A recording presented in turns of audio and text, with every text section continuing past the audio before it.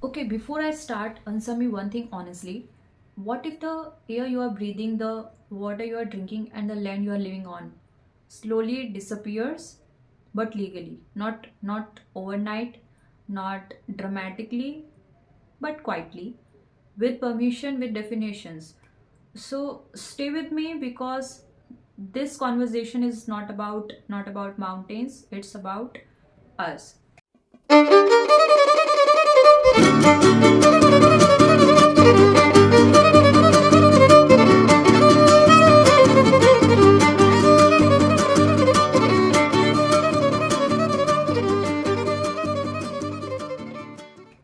Hi, I'm Renu B. I'm not here today to give you breaking news. I'm here to talk to you like I would talk to a friend sitting next to me. Because some topics don't need shouting, they need silence, they need thinking and honesty also. And today that topic is that Aravalli Hills, not as a geography chapter, not as a political debate, but as something that is already connected to your daily life, whether you realize it or not. Recently something important happened around the Aravalli range. There was a legal decision, a redefinition about what officially counts as a Aravalli hill.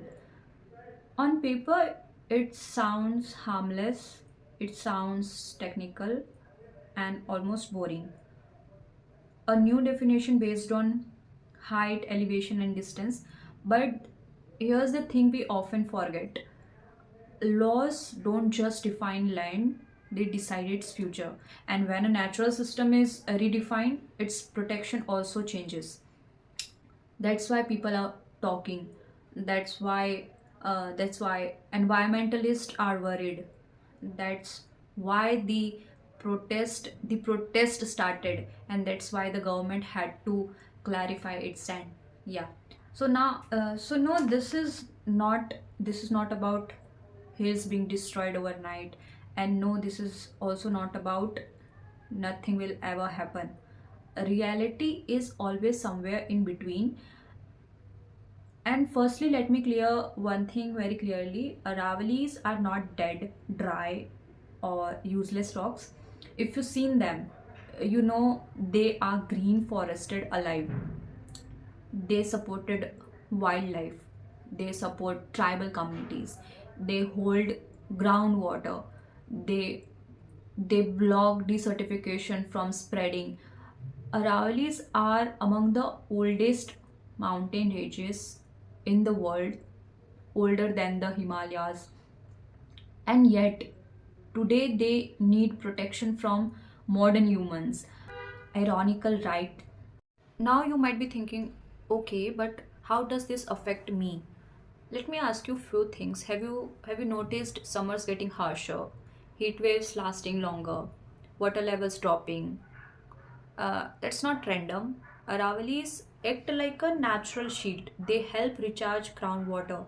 They regulate temperature. They reduced dust storms and pollution, especially in North India and NCR.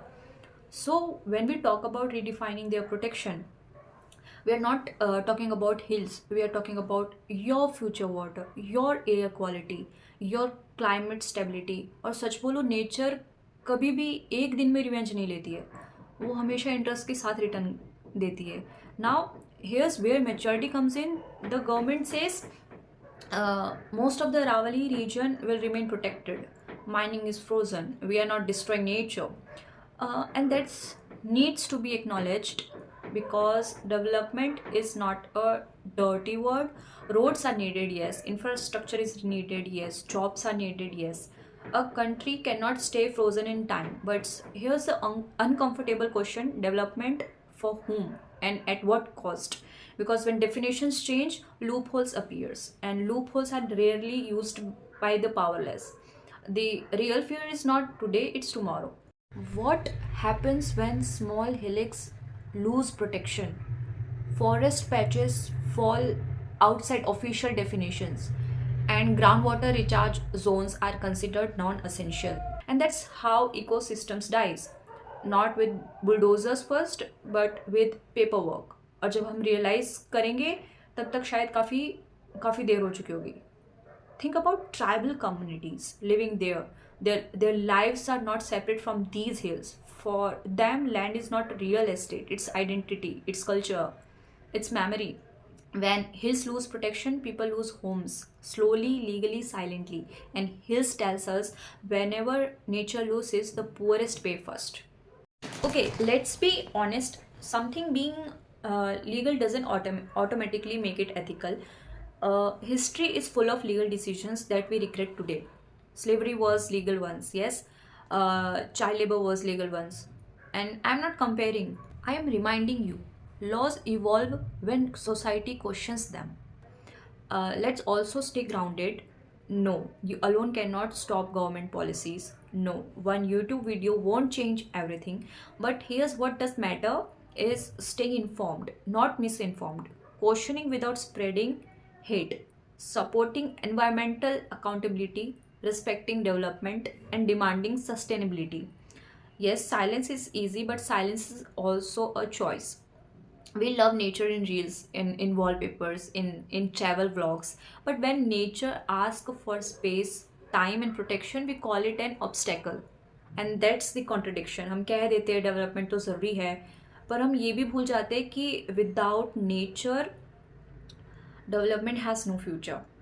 If ecosystems like Aravalli weaken, water scarcity will worsen, heat extremes will rise, pollution will increase, migration will increase, conflicts over resources will increase, and none of this will ask you your income level before affecting you. Nature is very democratic that way. And sometimes I wonder what stories will our generation leave behind, that we had data, we had science, warnings, but choose what? Convenience. Or that we tried to balance growth with responsibility. I don't want to live in a future where we say we did not know, because now we do. This is not about choosing sides, it's about choosing awareness. Development is necessary, I know, but destruction distinguished as development is not. If the Aravalis fall quietly today, many other protection will fall louder tomorrow. And by then, it won't just be about hills, it will be about survival. So, next time you hear a debate like this, don't scroll past it thinking it's too heavy, because heavy topics are usually the most important ones. Thank you for listening and not reacting.